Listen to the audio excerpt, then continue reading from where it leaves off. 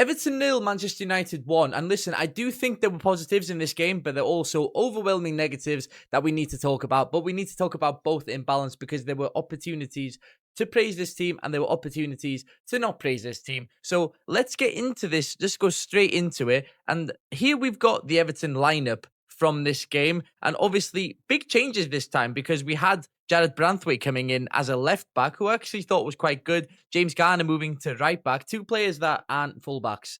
Listen, James Garner has been one of our best centre midfielders this season as a centre midfielder. But at right back, he was honestly pretty solid. And Branthwaite too. We're just going to go through this team before we look into the footage that we have. And obviously, we had Harrison Armstrong playing on the left. I thought he may have been on the right just to cut off these passing lanes with Cunha over here. And then obviously that meant that Njai was then on the right.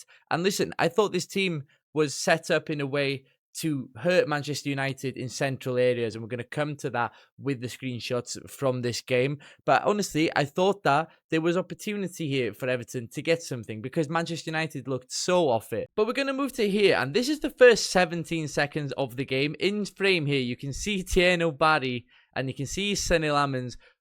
And it's just a mess. And from this moment, I kind of felt like, okay, this is either going to be a very messy game because of the weather, because of the conditions, or it's going to play into Everton's hands and Manchester United are going to look sloppy. And ultimately, it was a bit of both because this intensity from Tieno Barry to press so aggressively from kickoff, I actually quite like because that instant hit them from get-go and make sure you're the first one to leave something on someone is so important on a Monday night when it's rainy, it's dark, the mood is low, we've not been great at home. These things do raise the crowd a bit, and honestly, that hit Tieno Barry and could have actually gone in. Ultimately, it went all the way down here, ended up going out for the goal kick, but Tieno Barry wasn't a million miles off it. But after the game settled a little bit, granted we're only 30 seconds down the road here, but it did settle a little bit, and then you started to see the shape that Manchester United wanted to use in build-up, and honestly, not dissimilar to what they've done this season under Carrick, especially over the last 5 games he's been in charge, because you had Kobe Mainoo here and you had Casemiro here, and what they're always going to do is they're going to remain very close to each other because they want to play short, quick passes between them. And that often means that a 1-2 here can often mean to a wide ball to the left centre-back. In the past, or in the other run of games Carrick has had, minus this one, it's been Lisandro Martinez, and he's excellent because he can get the ball in these positions and then look to punch it through the middle to someone like Bruno Fernandes making that run across. And that obviously slices open teams when you've got the two central midfielders of Everton pushing right onto the Man United pivot. But this wasn't really a problem because Everton were kind of happy to let Maguire have it. And this aggressive press, I quite liked it because we made it quite narrow in this midfield here. And that meant that Manchester United struggled to play these quick 1-2 passes and often led to them just playing it out wide. You can see here, this ball, 4 seconds later, it went out wide from Harry Maguire to Luke Shaw, who kicks it long to Cunha, and James Garner was hoovering these up all day. I honestly thought James Garner had the best of Cunha. It's a shame that Cunha was able to put that ball in for the goal. However, we'll come to that. But honestly, I thought James Garner didn't really put a foot wrong all game. And from the get-go, I thought that Everton's aggressive press and go and up and at him approach when it came to Man United building out from the back was a positive. And I feel like this is something that is not going to get the credit it deserves because we actually ended up losing this game. But that's not the reason we lost it. We'll come to that, obviously. But we move on here, and you can see that the aggressiveness of Everton's press is clear to see because Tieno Barry, he worked really, really hard in this game and played the full game for a change. But what you also see is that Timmy Bunham is staying close to Mainoo. Garnegay is waiting for anything that comes across this line, and he's matching Cunha's run inside. And that works quite well because honestly, for the first 20-25 minutes of this game, we did not hear the name Bruno Fernandes uttered once, and we spoke about it on Nice Scouse Accent, myself and Jack's pod, that we were terrified of Bruno Fernandes because he is the catalyst in this team. He is the guy for them. And for him to be so quiet, he did nothing all game. He got booked, actually. There you go, something. But he did nothing, honestly. And because we were so aggressive in midfield. And you can see here, the man himself, Bruno Fernandes, is barking orders to Harry Maguire over here to pass it wide to Luke Shaw, because there is no way to play this ball inside, which is what they want to do under Carrick. That's what they've been doing in these 5 games leading up to this, and that's their game plan. That first pass has to go through the middle to then exploit spaces elsewhere. And at times, they tried it, Casemiro here, playing it to Kobbie Mainoo, and then the problem started to occur, because when they were allowed to do this, it meant that Everton, look, you can see Tim McBroom here, you can see Gana Gueye here. Tim McBroom is working back, Gana Gueye is kind of stopped in his tracks a bit, and now Everton are unsure whether to go or whether to start dropping. And when they don't start dropping, you get players like Dalot popping up in positions like here, moving into advanced areas and getting on the end of this. And this led to a Dalot shot on target that was very good. That it could have, if we had a different goalie in there, maybe it goes in or maybe gets parried out for a tap in. And that was a warning sign. But ultimately, you can see here, this ball, it comes all the way across to Dalot. And that's the only threat. That's the only threat they had, was that big switch. But ultimately, I didn't really feel like there was much to be worried about from Man United, because in these instances, they have been playing them short from goal kicks or when the goalkeeper's got possession. But what I really liked about this was Tieno Barry and the way he arced his run, because he started here and then he arced his run all the way across, which cuts off this entire part of the pitch, because he's arced his run in such a way. And I'm not going to say what that looks like. We'll just delete it and move on quickly. Anyway, grow up. Smash the like button. But obviously, as the half moved on and waved on, we didn't really have much threat of our own. We were nullifying their threat, but not offering much by way of our own threat. And we honestly looked quite lightweight. And there's a problem in this game that has manifested itself in this game more than once. And it's a problem that is fitting for the whole season, really. And that's coming up next, because we really have to talk about it. And before that, we just speak about this, because this is Man United's movement, both at the Cunha and in Burmo, making these parallel runs. But Man United simply just couldn't find them. It looked like they were playing on different wavelengths at the time. And it's because Everton was so disruptive. Man United never really settled in this game, and the tempo didn't really suit them, because they were never really allowed to get their foot on the ball, have their studs on it, and take time with their next action. And when they did take time with their actions, you had somebody like Tim Iroegbunam, who I thought was very good in disrupting play today, lacked a bit when it came to getting on the ball and making things happen, but he'll get there, I think, because honestly, the way he covers ground and the way he makes those recovery tackles, even tackles from behind, he's very good at it. And these types of games suit him, I feel. And I often feel like he's got more to give going forward as well, and that will also come. But you see again here that in the second half, things started to change, because we've just spoken about the aggressive press from Everton and how we look to get up in Man United's faces and prevent them from passing forward.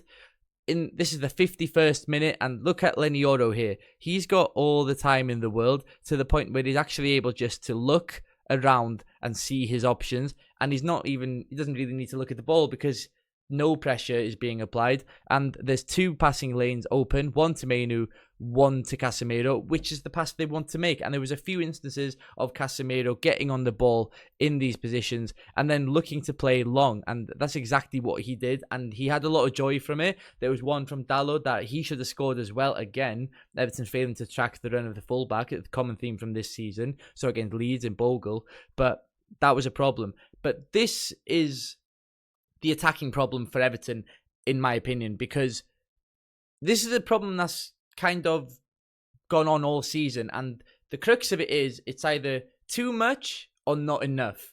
Because here we've got Tieno Barry on the ball, and everybody at this point thinks he's going to go and pass it to Njai, but he actually plays a really tidy reverse pass into Keenan Dewsbury-Hall, which is the correct choice for me, because you want to play in the middle. That's where the goal is.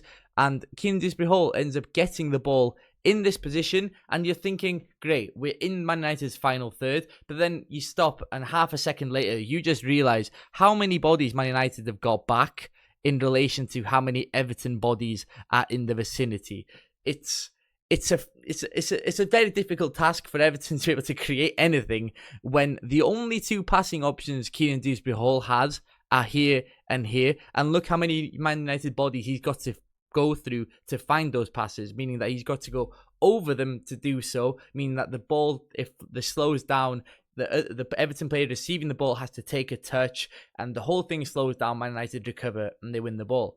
So this is a problem, because on another day, maybe we have someone like Tyreek George making these runs in behind into space and realizing that this is where I need to be. But obviously we had Harrison Armstrong, who is more of a centre midfielder, was already set in his own position defensively when this happened, so he didn't really have the time to get up the pitch, or maybe lacked the instinct to do so. And you can't really blame him for it, because he's a centre midfielder. And I actually thought Harrison Armstrong was quite good, considering he's playing out of position at a level he is only just getting used to. But this brings me on to the goal, and I feel like this is the other side of the coin when it comes to Everton's big problem. And the first problem is not enough. Well, this is too much, because Everton have this theme where sometimes we lack bodies and sometimes we have an overwhelming amount of bodies. Either one, we lose the ball. And this was from a set piece, obviously, which is different to open play. I get it. However, we are very poor at retaining the ball and looking after the ball, because our only hope of getting the ball into the box feels like a cross, and the end product and quality from those wide areas has been non-existent for a long time now. And it means that transitions do occur. Man United, with Harry Maguire in there, he is happy to head those balls every single day, and that's exactly how you play into someone like Harry Maguire's strengths. So when we get the ball and we lose it and give away possession cheaply here, you begin to worry, because the only player we have properly back, and he's not even in his own half, is Harry Maguire. Not Harry Maguire, Michael Keane. Apologies, they're so similar. Harry Maguire here. Harry Maguire. Michael Keane. I'm sorry, I'm not cutting this out. It's funny. Anyway, he's up against Bryan Mbeumo, and you may not have seen, Bryan Mbeumo, statistically the fastest player in the Premier League this season. Instant alarm bells. Instant alarm bells. But it's not even that. That's not what we should have been worried about, because what we should have been worried about was James Tarkowski here, who's gone and tried to be proactive in winning the ball back up against Seshko, and man marked him, because he thinks, well, if I get tight to Seshko, hopefully we can nick the ball back and then probably get into the box again. However, you do overcommit here. You do cause yourself problems, because Benjamin Seshko absolutely lightning down this side of the pitch. You've seen the replays. You've probably seen it already, that he absolutely annihilates Tarkowski for pace, and Tarkowski doesn't give up. It's not lazy from Tarkowski. He simply is not fast enough to cope with Seshko's pace, and that gives Man United a 2v1, and that's how they ultimately won the game.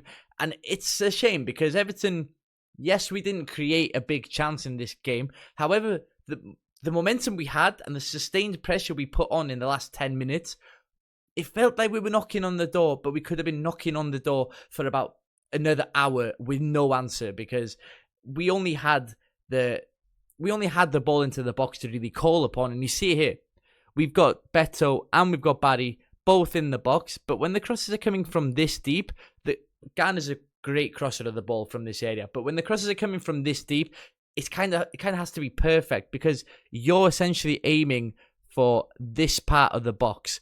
And that's a very short corridor to aim for, especially when you've got somebody like Sonny Lamans already off his line, waiting to come and claim the ball.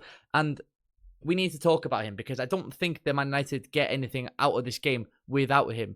Not only did he produce this save from Michael Keane, he also came and claimed every single corner almost, got something on it, put onto his head, despite Everton overloading the 6-yard box and making it a scrum at times. So I feel like if they had Onana in goal today, that's my opinion, we would have won. But he's a man who got the points for Man United today, I think, because there was a Tyreek George shot towards the end and it's hit with venom, and Sonny Lamans just plucks it out like it's nothing. Honestly, stand out on the day. Pickford as well for us, but he's always a standout. But Sonny Lamans, somebody who I haven't seen that much of, very impressed by him. And the reason we didn't really score, well, definitely the reason we didn't score.